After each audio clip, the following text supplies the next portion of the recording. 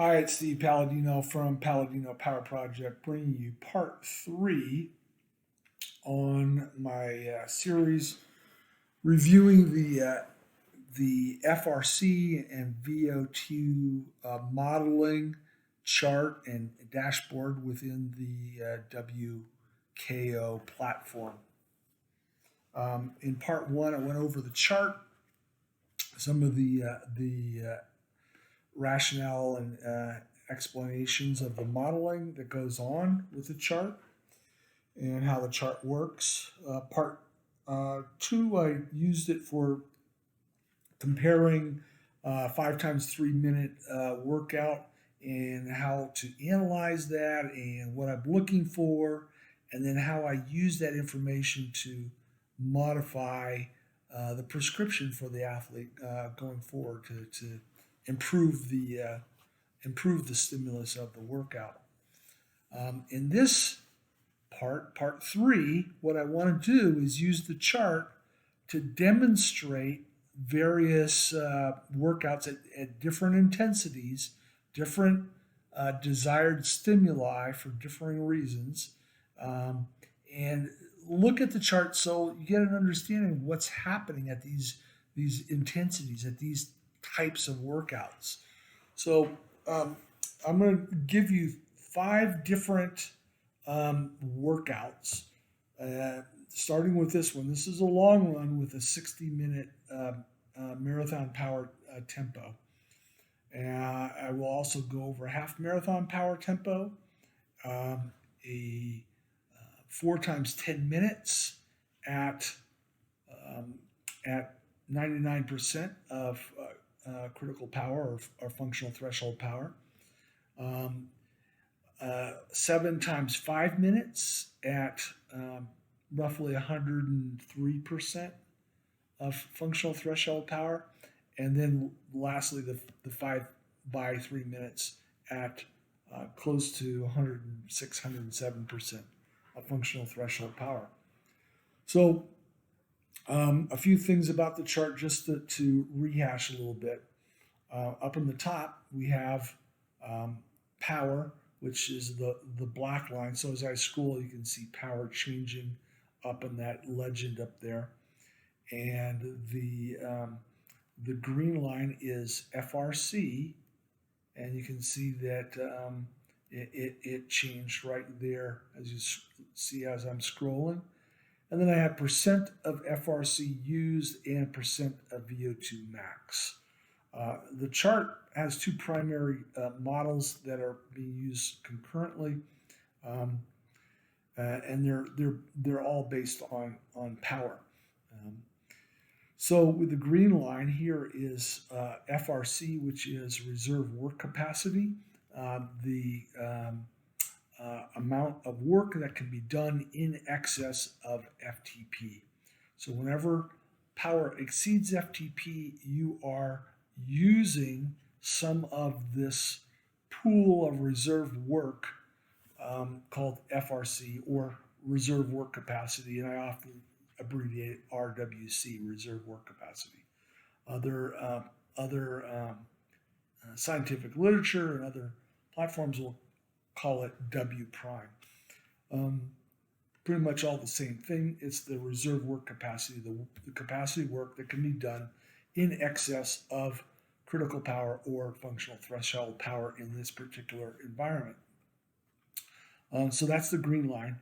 The blue line is the modeling of VO2 based on exponentially weighted moving average of power of 25 seconds, which models VO2 kinetics the best from power, and using 5-minute modeled power as a surrogate for quote-unquote power VO2 max. I went into that more in detail in the first video, part one. So the blue line gives you a percent of power VO2 max. And as we look at the blue line, we have these reference lines here, horizontal reference line. This one down below where the arrow cursor is, that's 90% of power VO2 max. Second horizontal hash line is 95% of power VO2 max, and then the line in the middle here represents 100% of power VO2 max, and it also represents working from the top down. It works. It also represents 0 kilojoules of reserve work capacity left. So there it is, in essence. And so let's get to the meat and potatoes of this part 3. So as I said, this is a long run. It was 22 miles, so roughly about 30, 35 kilometers close of running, and it included a 60-minute marathon power session, which for this athlete was right around 15 kilometers of work. 15 kilometers, but it's prescribed as 60 minutes because I like prescribing by duration. That way, the dose of the dose that you're prescribing to the athlete is a little bit more precise, and it's also relatable across athletes. I mean, if I say go do a 15-kilometer marathon power tempo to a slower athlete, that's going to take a long time, versus a faster athlete, it's going to take a shorter time. So I want to dose those two athletes the same if they're capable of handling the 60 minutes. So I want 60 minutes. I don't care about the distance. So in this case, 60-minute marathon power. So back to the actual chart. Because reserve work capacity, functional reserve capacity, FRC, only is drawn upon when you exceed FTP. You shouldn't see it dip below. So again, here, this horizontal line right here where my cursor is, the horizontal line, represents the athlete's FTP. The black lines are the instantaneous power, the second by second power recordings. During this segment, the easy aerobic portion of the run, he did not exceed FTP. Came close, a couple times, probably a little hill or something, but didn't exceed it. So FRC never was used. The reserve work capacity was never dipped into. But you can see at the beginning of the marathon power tempo, he went over FTP, and so he drew down on the reserve capacity. And so FRC dipped a little bit. But the average power, most of it, the average power of this was done at 94% of functional threshold power or critical power. 94%. That's below FTP on average. So you can see that really you're not really working down. You're not drawing on the reserve work capacity or FRC, unless there's a little blip above FTP. The power exceeds FTP, then it should dip down a little bit. But these little blips are all too small, except for this one, which, because it was quite high, it did have a little blip on using some reserve work capacity. Down here in this workout, you can see that it was just sort of hovering along, just barely tickling 90% of power VO2 max. So marathon power work is not really a high stimulus for VO2 max. You're just not getting there. This one accumulated 0 time at 95 to 100% of VO2 max, and only 8 minutes and 22 seconds of that whole hour of marathon power tempo got this athlete into the 90% of power VO2 max range. And those are just little instantaneous little excursions, right? So this is not a workout that's a high stimulus for VO2 max. It's a workout for developing fatigue resistance, gradually progressing this duration of power at marathon power, right near marathon power. We're gradually, over a period of weeks and months, adding duration. So we're stretching out that fatigue resistance. It's for deliberate practice. It's not for this big VO2 max stimulus. It's for working this fatigue resistance at this relatively lower intensity. That said, they're still hovering pretty close to 90% of VO2 max at 94% of functional threshold power for this athlete. So there's one. Now let's move up in intensity a little bit to a half marathon power tempo. And I need to switch charts again, enlarge that one. And here's a half marathon power. Actually, for this athlete, this is the second workout of a day. He actually had done an interval session earlier in the morning, and this is the afternoon workout, a half marathon power session. And again, this one here is prescribed as 4 mile marathon power session for this athlete. It accumulated about 6.5 kilometers of running from the beginning to the end of the half marathon power segment. Execution, this was done about 97%. So you're still, on average, you're below functional threshold power, you're below critical power. And you can see now you're a little bit closer. So it's easier to have excursions above functional threshold power. Power is not going to be, you're not going to run a flat line of 97%. You're going to be sometimes a little lower, sometimes a little bit higher. And because you're closer to FTP, you're going to have periods where you're above. And those periods will cause these little dips in reserve work capacity or FRC. Little dips, but you can see really, that's fairly flat green line. Little dips here and there. And so again, at 97% functional threshold power, you're still not getting into working that reserve work capacity down.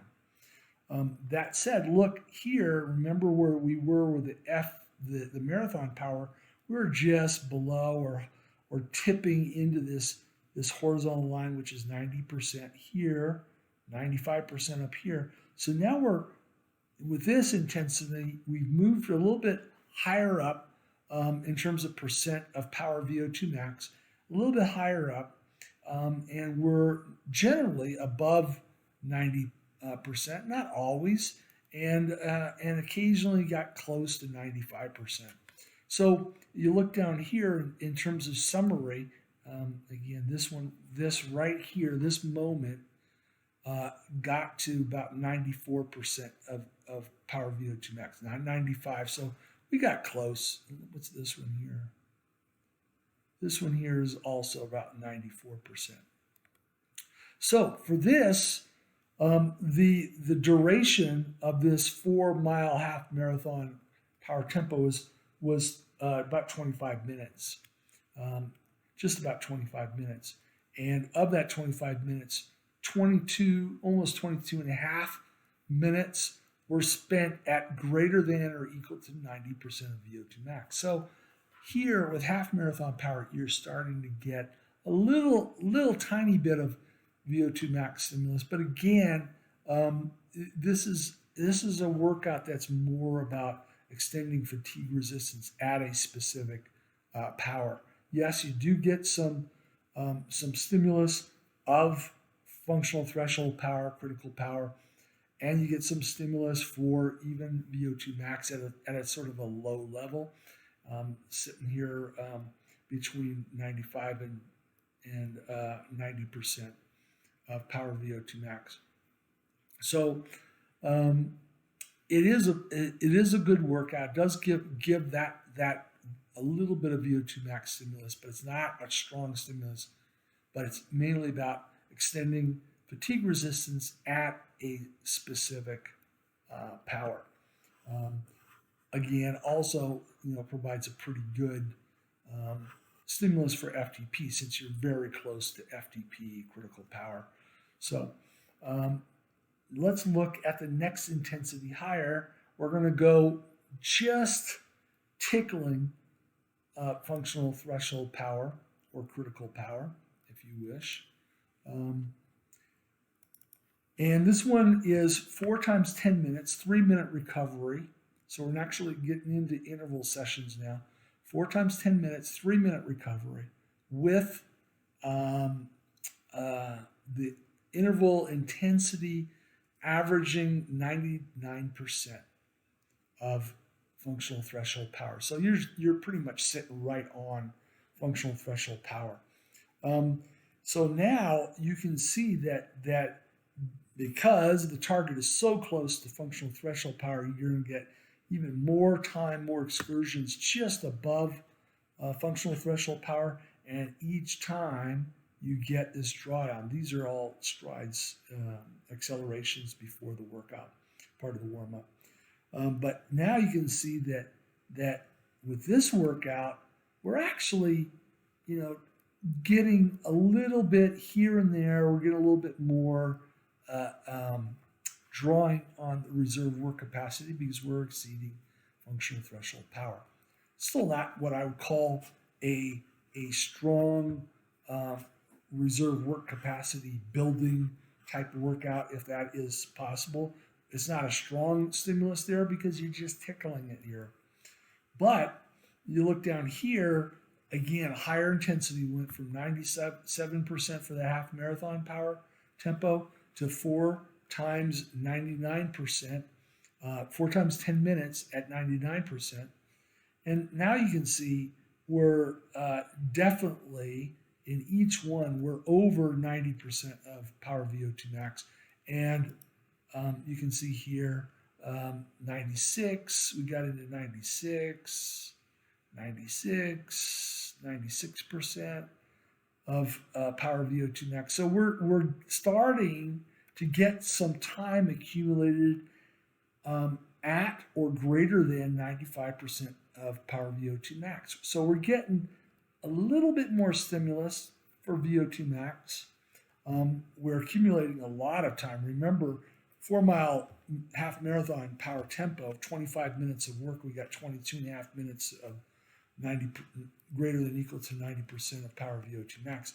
In this one, we did essentially the session was 40 minutes plus 49 minutes of session work from beginning of first interval to end of last interval. And during that 49 minutes, accumulated 37 minutes at greater than or equal to 90% of VO2 max. So again, this is a strong stimulus for FTP and CP, and also developing fatigue resistance, because what we do over time is we add duration to these intervals. We can even cut down recovery duration a little bit, and because you can see he was recovering into full restoration of FRC each time. We could cut intervals by even here, and he's fully recovered at that intensity. So we could prolong the duration a little bit, and we can also that's of the work interval, and we could also cut the recovery interval duration, and we're expanding fatigue resistance at FTP critical power. So this would be very beneficial for in the process of preparing for a half marathon or 10K, for example, and also is beneficial for marathon work too. So we're expanding fatigue resistance at CP, FTP. We're providing a stimulus near there, but we're also creeping up and getting a little bit more stimulus for VO2 max. We can see these numbers starting to pop up a little bit. Next one, we're going to bump up the intensity a little bit more. And again, as you're bumping intensity, you have to sort of cut duration. It's a power duration relationship. The higher intensity, the less duration you can sustain it for. So we're cutting it into intervals. In this case, we're now doing a 7 times 5 minutes, right around 103%. The athlete had 1 at 102, at 104, and 105% of FTP, or critical power, if you wish. So we bumped the intensity up another notch into that, roughly around 103% for this particular athlete. And so what we see here now is that, first of all, you can see this little the power drop right here. This was something, whether it was an obstacle or a car, or dodging another person or whatever, where he had to stop or cut power dramatically. So that impacted power, and also impacted the time at greater than 95%, greater than equal to 95% of power VO2 max. You can see that happen. But in general, we're seeing, because now we're playing in the super threshold, is what I call it, the above FTP, above critical power zone. Because we're doing that, we're drawing down on functional reserve capacity, on that reserve work capacity each time. Now, the way the athlete executes, you can see a hard start and accumulate some time in the bank, and then let it float up. This strategy here for this type of work so close to FTP, critical power, is not as effective as just going out and hanging right in the target zone.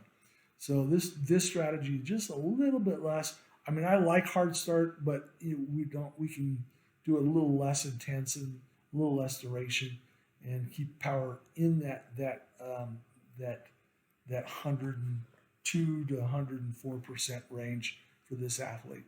And I think you'll get a little bit more constant drawdown of reserve work capacity. And in this workout, again, we can see that we increased yet again. This is, let me see, 7 times 5 is 35, and another 18 minutes. So roughly about 53 minutes of total session duration from the start of the first interval to the end of the last interval. And you can see we bumped up time at night greater than equal to 95% VO2 max, 17 minutes and 21 seconds in this case. That amount of time for the 53-minute session from beginning of the first interval to end of the last interval, that is roughly about 33% of the time is spent greater than or equal to 95% of VO2 max. So once we start creeping up increasingly over FTP or CP, two things. One, we're getting more time in that above 95% of power VO2 max range for most individuals, and we're definitely drawing down on reserve work capacity a little bit more. Now, last interval session you've seen in the other parts, but I'm just going to bring it in because we're comparing. This is a workout that is 5 times 3 minutes with 2.5 minute recoveries. So again, principle, higher intensity, lower volume, lower duration. So this one here, the intent is to really try to get as much time really close to 100% and definitely over 95% of power VO2 max during this workout. The intensities on the execution for this one were about 106 to 107% of FTP or critical power for this athlete. So what we see is now we're even further above FTP, so we're significantly drawing down on that reserve work capacity, and then allowing it to recover, but not completely up. We're incomplete recovery, and then we draw down again, incomplete recovery, and then we have the stair step ending at close to zero. It was 0.06, I believe. Yeah, pretty much emptied the tank on reserve work capacity, which you can't go any further than that, assuming everything is your model is optimized.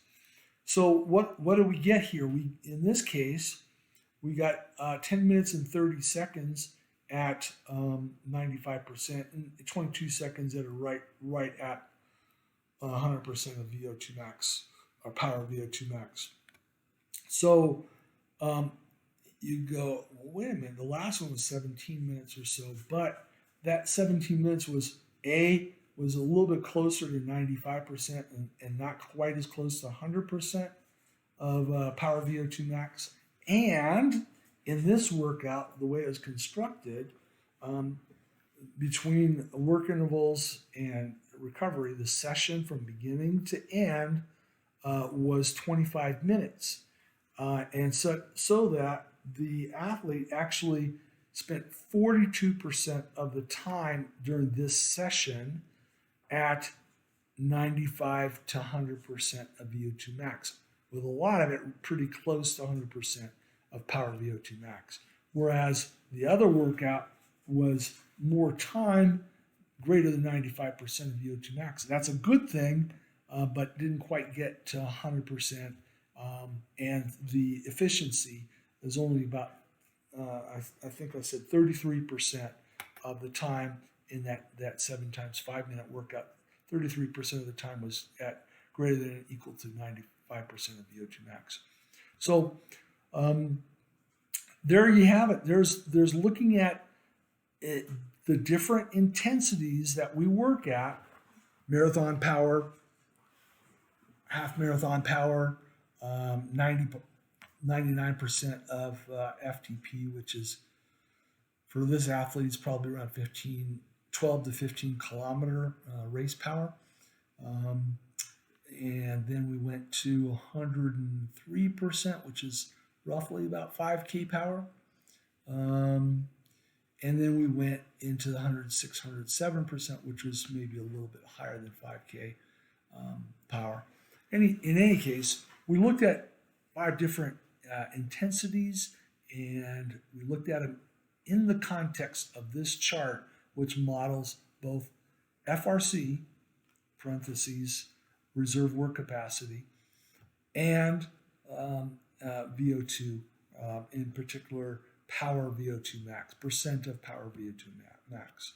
Hopefully this gives you a little understanding of how the different intensities change these different parameters, and how we are modifying them to create different types of stimuli.